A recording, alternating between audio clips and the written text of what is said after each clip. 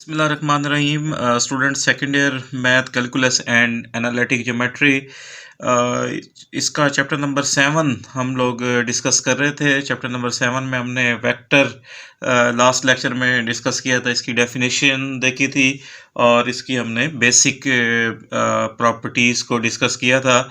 और हमने एक्सरसाइज 7.1 शुरू की थी और 7.1 का पहले हमने 5 क्वेश्चन डिस्कस किए थे। तो नेक्स्ट अब हम इस 7.1 एक्सरसाइज का क्वेश्चन नंबर 6 देखते हैं। क्वेश्चन नंबर 6 में हमें कह रहा है कि find a unit vector in the direction of v. एक हमें वेक्टर दिया हुआ है, v is equal to 1/2i plus 300√2j। हमने इस वेक्टर की डायरेक्शन के अंदर यूनिट वेक्टर फाइंड आउट करना है। तो यहाँ पे लिखा हुआ है कि find a unit vector in the direction of, यानी कि अगर हम इसका सेकंड पार्ट देखें, सेकंड पार्ट में एक हमें v वेक्टर दिया हुआ है 1/2i प्लस 300√2j। हमने इसकी डायरेक्शन के अंदर यूनिट वेक्टर फाइंड आउट करना है। तो यहाँ पे सबसे पहले हम सपोज कर लेते हैं कि let e hat be the unit vector in the direction of the v. हमें कहता है कि वी की डायरेक्शन के अंदर हमने यूनिट वेक्टर फाइंड आउट करना है। तो हम वी की डायरेक्शन के अंदर जो यूनिट वेक्टर है इसको हम किसी ई हैड से डिनोट कर लेते हैं। और यूनिट वेक्टर का फार्मूला भी हमने लास्ट लेक्चर में डिस्कस किया था। यूनिट वेक्टर इक्वल होता है वेक्टर डिवाइडेड बाय मैग्नीट्यूड। हम वेक्टर को अगर उसकी मैग्नीट्यूड पर डिवाइड कर दें तो हमारे पास यूनिट वेक्टर आ जाएगा। तो यूनिट वेक्टर निकालने के लिए सबसे पहले हमें इस वेक्टर v की मैग्नीट्यूड हमने निकालनी है। तो सबसे पहले हम देखते हैं कि जो वेक्टर v है इसकी हम मैग्नीट्यूड किस तरीके से निकालते हैं।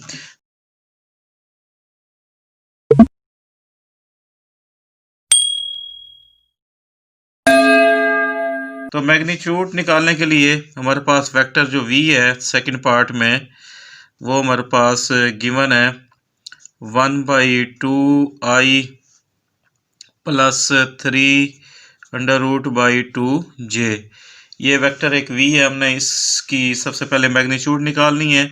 मैग्नीट्यूड का भी फार्मूला लास्ट लेक्चर में हमने डिस्कस किया था। उसका जो i कंपोनेंट है 1/2 इसका स्क्वायर आ जाएगा प्लस j कंपोनेंट हमारे पास 300√2 इसका स्क्वायर और अंडर रूट। तो यहाँ से 1/2 का स्क्वायर ये 1/4 आ जाएगा और 300 का 3 आ जाएगा, नीचे 2 का स्क्वायर 4 हो जाएगा।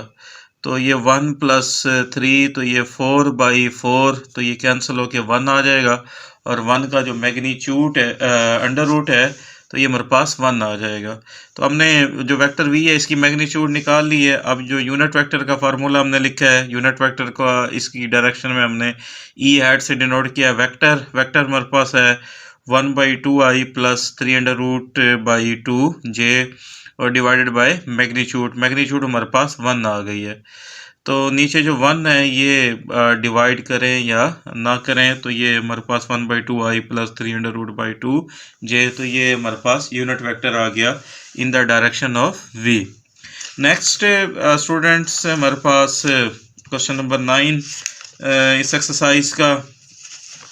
हाँ जी, क्वेश्चन नंबर 9 में इसमें कह रहा है कि इफ़ o इज़ ओरिजिन, अगर जो है ना वो ओ ओरिजिन हो, अगर ओ ओरिजिन है तो ओ से मुराद ये है कि ओ डेफिनेटली 0 ओरिजिन में एक्स भी 0 होता है और वाई भी 0 होता है।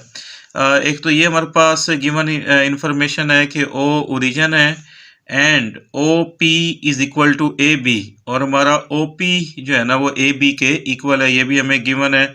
यहाँ पे कहता है कि फाइंड पी, हमने यहाँ पे पी फाइंड आउट करना है। और जबकि हमारे पास a-3 एंड 7, b हमारे पास 1 एंड 0, a भी दे दिया है और b भी दे दिया है। तो यहाँ पे हमने p फाइंड आउट करना है। पहले तो स्टूडेंट्स जो गिवन इन्फॉर्मेशन है उसको हम कलेक्ट करते हैं यहाँ पे उसी तरीके से, क्योंकि o हमारा ओरिजिन है तो o हमारा 0 के इक्वल होगा। p हमने फाइंड आउट करना है तो p को हम लेट कर लेते हैं कोई x, y। ये p जो है ना ये हमने फाइंड आउट करना है। तो ये जो गिवन फार्मूला हमें गिवन है कि OP is equal to AB, इसको यूज़ करते हैं। OP का मतलब लास्ट लेक्चर में भी हमने डिस्कस किया था, P में से हम O माइनस कर देंगे, यानी कि P के पोजीशन वेक्टर में से हम O का पोजीशन वेक्टर निकाल देंगे। P हमने अलर्ट किया हुआ है x, y माइनस O हमारा 0 0 है, तो ये OP आ गया इज इक्वल टू AB का मतलब B माइनस A, बी भी हमें गिवन है 1 एंड 0 माइनस ए हमारे पास -3 एंड 7, ये भी हमारे पास गिवन है। तो इस फार्मूले को OP is equal to AB, इसको हम यूज़ कर लेते हैं, तो हमारे पास P आ जाएगा। तो यहाँ से माइनस का जो सब्ट्रैक्शन है वेक्टर की, फर्स्ट कंपोनेंट फर्स्ट में से माइनस करेंगे x माइनस 0, और यहाँ से सेकंड जो है ना वो 0 है और y है, और यहाँ से 0 है, तो ये y माइनस 0 आ जाएगा। इधर से भी फर्स्ट कंपोनेंट फर्स्ट में से माइनस करेंगे, यानी कि 1, और ये प्लस माइनस माइनस प्लस का 3 हो जाएगा, और ये 0 माइनस 7 ये आ जाएगा। तो यहाँ से हमारे पास जो इसकी लेफ्ट हैंड साइड है ये स्टूडेंट्स आ जाएगी x माइनस 0, तो ये हमारे पास x बन जाएगा, y माइनस 0, तो ये हमारे पास y आ जाएगा, और यहाँ से 1 प्लस 3, तो ये 4, 0 माइनस 7, तो ये माइनस 7। तो ये हमने लेट किया हुआ था p को x एंड y, तो ये हमारे पास p आ गया, यानी कि जो p है हमारे पास 4 माइनस 7, तो ये हमने इस तरीके से p निकाल लिया। इसी तरीके से जो एक्सरसाइज है, क्योंकि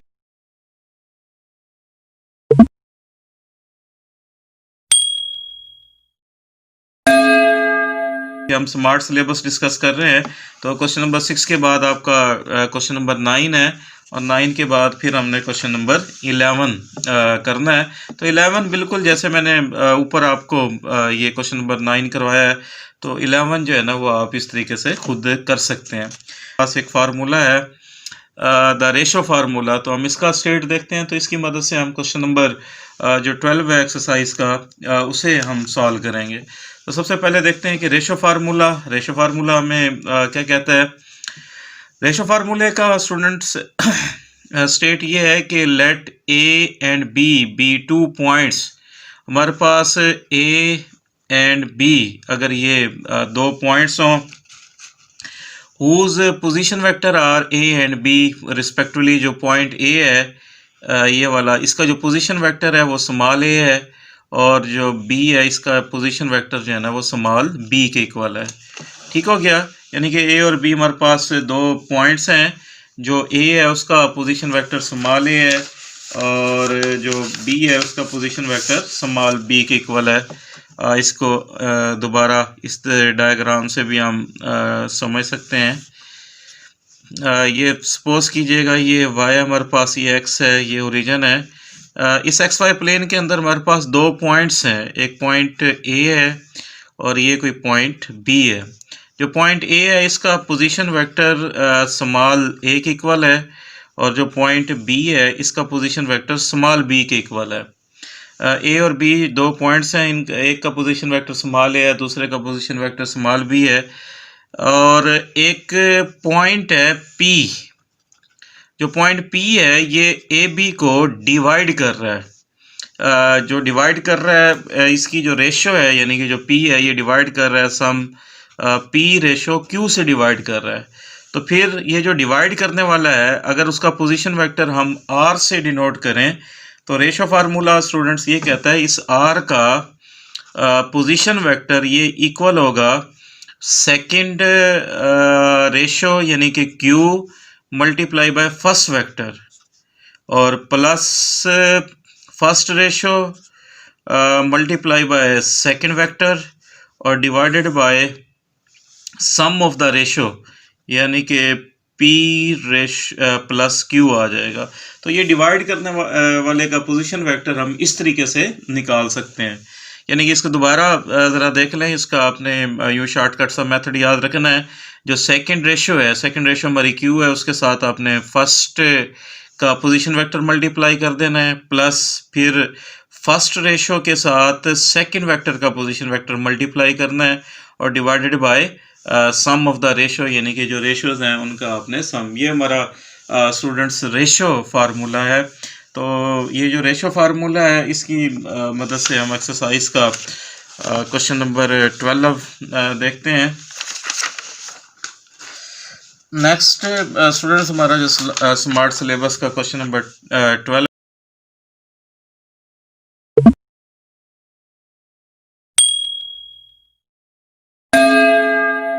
क्वेश्चन नंबर 12 में कहता है कि फाइंड द पोजीशन वेक्टर। हमने एक पोजीशन वेक्टर फाइंड आउट करना है ऑफ द पॉइंट, एक पॉइंट का, of division of the line segment joining, यानी कि जो एक लाइन सेगमेंट जो एक जॉइन कर रही है उसको वो डिवाइड कर रहा है। अब किसको डिवाइड कर रहा है ये ज़रा देखिएगा। ये जो सी है उसका पोजीशन वेक्टर हमें दिया हुआ है 2i - 3j, एंड दूसरा डी है उसका पोजीशन वेक्टर हमें गिवन है 3i + 2j in the ratio, और हमें साथ रेशो भी गिवन है 4:3। यानी कि ये वो दो पॉइंट्स हैं, इनको एक पॉइंट डिवाइड कर रहा है, उसका हमने पोजीशन वेक्टर फाइंड आउट करना है, और हमारे पास रेशो भी गिवन है वो 4:3 के साथ उसे डिवाइड कर रहा है। तो फर्स्ट ऑफ ऑल हम इस तरह करते हैं कि जो पॉइंट सी है जो हमें फर्स्ट में गिवन है 2i - 3j, हम इसका पोजीशन वेक्टर कोई स्मॉल c से डिनोट कर लेते हैं। जो स्मॉल c है ये हम ले लेते हैं 2i - 3j, और इसी तरीके से जो d है इसका पोजीशन वेक्टर हम स्मॉल d से डिनोट कर लेते हैं, और ये हमारे पास 3i - 2j, और रेशो हमारे पास गिवन है 4:3। तो ऐसा पॉइंट का हमने पोजीशन वेक्टर निकालना है जो इन दो पॉइंट्स को डिवाइड कर रहा है, सी और डी को, इस 4:3 के अंदर।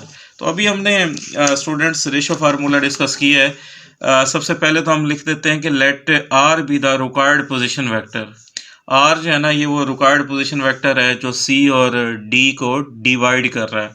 तो इसका भी हमने तरीकाकार डिस्कस किया बाई रेशो फार्मूला। जो सेकंड रेशो यहाँ पे हमारे पास जो सेकंड रेशो है वो हमारे पास 3 है, और इसके साथ फर्स्ट वेक्टर हमारे पास है 2i - 3j, ये इसके साथ मल्टीप्लाई कर देंगे, second ratio multiply by first vector. फिर फर्स्ट रेशो वो हमारे पास 4 है, और मल्टीप्लाई बाय सेकंड वेक्टर है हमारे पास 3i + 2j, और divided by sum of the ratio, यानी कि 4 + 3 आ जाएगा।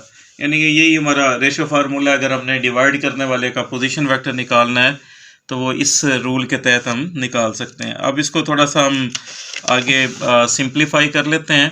यहाँ से हम अगर 3 को अंदर मल्टीप्लाई करें, 3 2 ज़ा 6i - 3 3 ज़ा 9j, और यहाँ से 4 को अंदर मल्टीप्लाई करेंगे, 4 3 ज़ा 12i, और प्लस 4 2 ज़ा 8j डिवाइडेड बाय 7, और यहाँ से 6 + 12 ये हमारे पास 18i हो जाएगा, और -9 + 8, तो j वाली रकम है, तो ये -9 + 8 ये -j, और डिवाइडेड बाय 4 + 3 ये 7 आ जाएगा। तो ये हमारे पास डिवाइड करने वाले का पोजीशन वेक्टर आ गया बाई रेशो फार्मूला। तो इसी तरीके से जो क्वेश्चन नंबर 12 है इसका सेकंड पार्ट आप लोग कर सकते हैं। तो जो हमारी पहली एक्सरसाइज है इसके स्मार्ट सिलेबस के मुताबिक क्वेश्चन नंबर 12 तक हमने करने हैं। नेक्स्ट एक्सरसाइज के अंदर स्टूडेंट्स इस एक्सरसाइज के अंदर हमने डिस्कस किया था वेक्टर इन प्लेन, यानी कि वेक्टर इन प्लेन में हमने डिस्कस किया था कि ऐसा वेक्टर जिसके इस तरीके से एक्स एंड वाई दो कंपोनेंट होते हैं वो हमारा प्लेन का वेक्टर होता है। लेकिन नेक्स्ट स्टूडेंट्स हमारा जो आर्टिकल है वो है वेक्टर इन स्पेस, यानी कि हमने स्पेस का वेक्टर डिस्कस करना है। तो जो स्पेस का वेक्टर है पहले थोड़ा सा इसका इंट्रोडक्शन देख लेते हैं। तो स्पेस के वेक्टर को डिस्कस करने के लिए हम स्पेस का रेफरेंस बनाएंगे। इस तरीके से ये हमारे पास z एक्सिस होता है, ये हमारा y एक्सिस है, और ये हमारे पास x एक्सिस है। इनमें आपस में 90 का एंगल बन रहा होता है, यानी कि ये हमारे पास y है और यहाँ से ये x है, ये y है हमारे पास, ये x है, z इसके ऊपर इस तरीके से परपेंडिकुलर आ जाता है। तो ये हमारा ओरिजिन है। जो स्पेस का वेक्टर है वो इस तरीके से यहाँ पे रिप्रेजेंट करते हैं हम किसी OP से, ये इस तरीके से स्पेस में आ जाता है। इसके 3 कंपोनेंट्स होते हैं x, y एंड z। ऐसा वेक्टर जिसके इस तरीके से 3 कंपोनेंट होते हैं x, y, z, इसको किसी v से डिनोट कर लेते हैं, तो ये हमारा स्पेस का वेक्टर कहलाएगा। और इसका जो रेफरेंस होता है वो इस तरीके से हम y, x एंड z ले लेते हैं। इनमें इस तरीके से 90 का एंगल बन रहा होता है। तो ऐसा वेक्टर जिसके 3 कंपोनेंट होंगे वो हमारा स्पेस का वेक्टर कहलाएगा, और जिसके 2 कंपोनेंट होते हैं x एंड y, तो ये हमारा प्लेन का वेक्टर कहलाता है। यानी कि जो स्पेस का वेक्टर है, कोई v है, OP से अगर हमने इसको डिनोट कर लेते हैं, ये x, y, z, तो ये इस तरीके से जो 3 डायमेंशन है, तो ये हमारा वेक्टर इन स्पेस, यानी कि इस तरीके से कोई स्पेस का वेक्टर ले लें हम 3, -1 एंड 2, यानी कि जिस वेक्टर के 3 कंपोनेंट होंगे तो ये हमारा वेक्टर इन स्पेस कहलाएगा। तो नेक्स्ट स्टूडेंट्स, स्पेस का वेक्टर ठीक है जिसके 3 कंपोनेंट होते हैं वो हमारा स्पेस का वेक्टर होता है।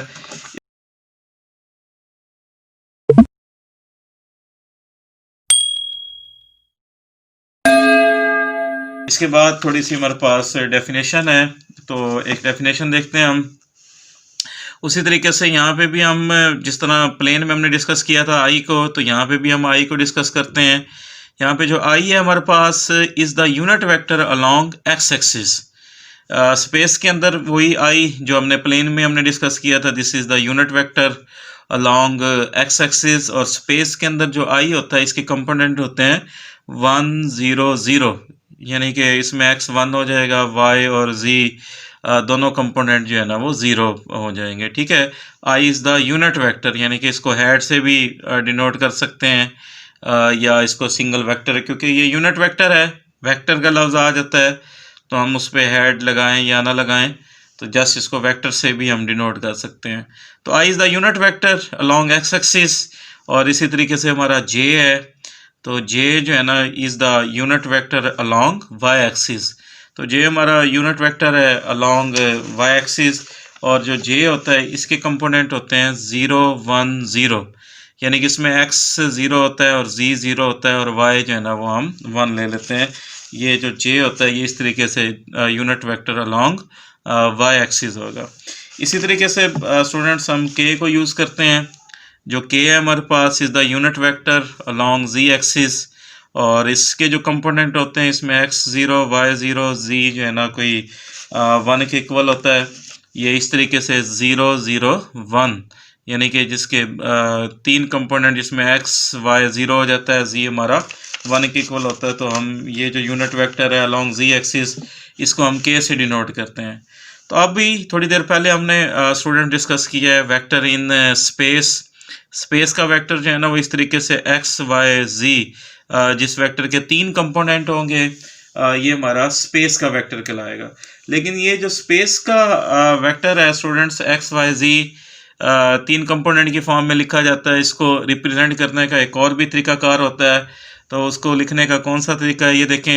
ये जो स्पेस का वेक्टर अभी हमने डिस्कस किया है x, y, z, तो एडिशन के रूल के तहत इसे यूं भी लिखा जा सकता है, ये जो x है इसे x 0, 0 प्लस ये जो y है इसे 0, y 0 प्लस 0, 0 z को 0, 0 z लिखा जा सकता है। बिकॉज अगर हम इन तीनों वेक्टर्स को ऐड करते हैं तो हमारे पास वही लेफ्ट हैंड साइड आ जाती है। कैसे, ये देखें, यहाँ से जो फर्स्ट कंपोनेंट है हमारे पास x है, इसका फर्स्ट कंपोनेंट हमारे पास 0 है, और इसका फर्स्ट कंपोनेंट भी हमारा 0 है। तो ये फर्स्ट कंपोनेंट फर्स्ट में ऐड हो जाएंगे, और इधर से सेकंड कंपोनेंट हमारे पास 0 प्लस इधर से जो सेकंड कंपोनेंट y है और इसका जो सेकंड कंपोनेंट है वो 0 आ जाएगा। और थर्ड कंपोनेंट इसका 0, इसका भी 0 है, और लास्ट वाले का भी लास्ट वाला हमारा z है। तो ये x प्लस 0 प्लस 0, तो ये x आ जाएगा, ये हमारे पास y आ जाएगा, ये उसी तरीके से z आ जाएगा। यानी कि जो स्पेस का वेक्टर है x, y, z, तो this can be written as x 0, 0 plus 0, y 0 plus 0, 0 z, क्योंकि ऐड करने से ये वही हमारी लेफ्ट हैंड साइड आ जाएगी।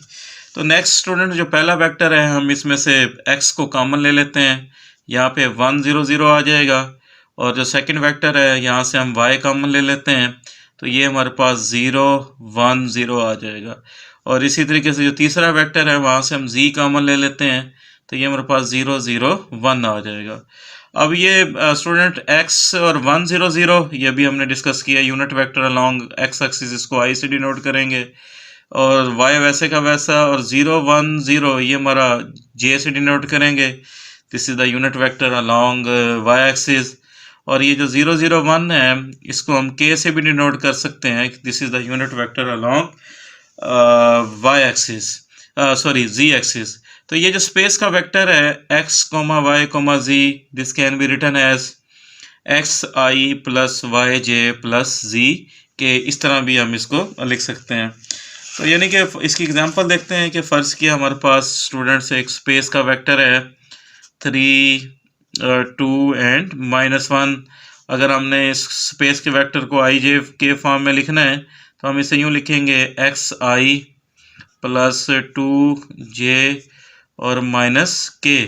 ये इस तरीके से भी लिखा जा सकता है, यानी कि कोई और वेक्टर है हमारे पास स्पेस का 1 एंड 1 एंड 1, अगर हमने इसे आई जे के फॉर्म में लिखना है तो हम इसे लिखेंगे 1i, यानी कि 1 लिखने की ज़रूरत नहीं है, प्लस j प्लस k।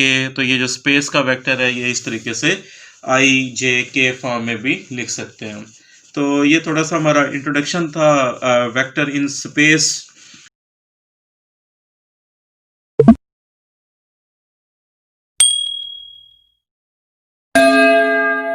और इसमें हमने आई जे के को भी डिस्कस कर लिया है।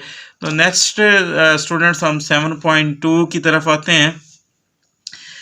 7.2 में जो पहला क्वेश्चन है इसमें हमारे पास ए बी सी गिवन है, नीचे डिफरेंट हमारे पास पार्ट उसने पूछे हैं। तो जैसे हमारा इसका पार्ट नंबर 3 है, पार्ट नंबर 3 में हमने 2 into C B minus 2 into C A ये हमने फाइंड आउट करना है। तो इसमें हमें ए बी सी जो है ना वो गिवन है। तो इसमें जो चीज़ हमने फाइंड आउट करनी है बड़ा सिंपल सा ये क्वेश्चन है, यानी कि हमने 2 into C B minus 2 into C A. तो सबसे पहले तो ये देखें, यहाँ से अगर हम 2 कॉमन ले लें तो ये ब्रैकेट में आ जाएगा हमारे पास सी बी और माइनस सी ए आ जाएगा। तो नेक्स्ट स्टूडेंट डेफिनेटली पहले हम सी बी लेंगे, फिर उसमें से माइनस सी ए को कर देंगे, और बाहर जो 2 है फिर हम आगे इसको स्केलर मल्टीप्लिकेशन के तहत 2 को हम अंदर मल्टीप्लाई कर देंगे। तो सबसे पहले तो हम यहाँ पे 2 वैसे का वैसा, सी बी का मतलब वही b माइनस सी, यानी कि b हमारे पास स्टेटमेंट के अंदर गिवन है 1 कोमा -1, माइनस इसमें से c निकाल देंगे, c हमारे पास है 2 कोमा -6 के इक्वल है। तो ये सी बी यानी कि b में से हमने c को माइनस कर दिया। इसी तरीके से ये माइनस वैसे का वैसा यहाँ पे सी ए है, सी ए का मतलब होगा ए माइनस सी। ए हमारे पास 2 कोमा 5 दिया हुआ है, माइनस इसमें से सी हमारे पास 2 कोमा -6 के इक्वल है। तो यहाँ से ये 2 हमारा वैसे का वैसा आ जाएगा, तो माइनस सी उसी तरह करेंगे, पहला पहले में से 1 माइनस 2 और -1 माइनस माइनस प्लस 6 हो जाएगा ये। और ये दरमियान वाला माइनस वैसे का वैसा, यहाँ से भी फर्स्ट में से माइनस करेंगे, 2 माइनस 2 आ जाएगा कोमा, और ये 5 माइनस माइनस प्लस का 6 आ जाएगा। तो नेक्स्ट स्टूडेंट ये हमारे पास 2 और ये 1 माइनस 2, तो ये -1 आ जाएगा, -1 प्लस 6 ये प्लस का 5, और -2 में से 2 गया 0, और यहाँ से 5 और 6 ये हमारे पास 11 हो जाएगा। तो ये हमने सी बी और सी ए दोनों को हमने हल कर लिया है। अब हम इन दोनों को सब्ट्रैक्ट कर देंगे। तो सब्ट्रैक्ट उसी तरीके से करेंगे, पहला पहले में से, तो -1 -0 आ जाएगा यहाँ से, और यहाँ से 5 और -11। तो यहाँ से 2 इंटू -1 -0, तो ये -1, और 5 में से 11 गया, ये हमारे पास -6 आ जाएगा। अब ये जो बाहर 2 है इसको अंदर हम मल्टीप्लाई कर देंगे, ये -2 और 6 2 ज़ा 12, तो ये माइनस का 12 हमारे पास आ जाएगा। तो ये इसके जो बाकी पार्ट्स हैं वो इस तरीके से आप कर सकते हैं। तो ये स्टूडेंट्स